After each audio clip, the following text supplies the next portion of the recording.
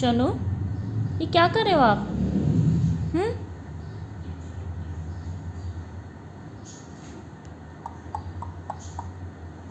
ये कैसी आवाज़ निकाल रहे हो? हम्म।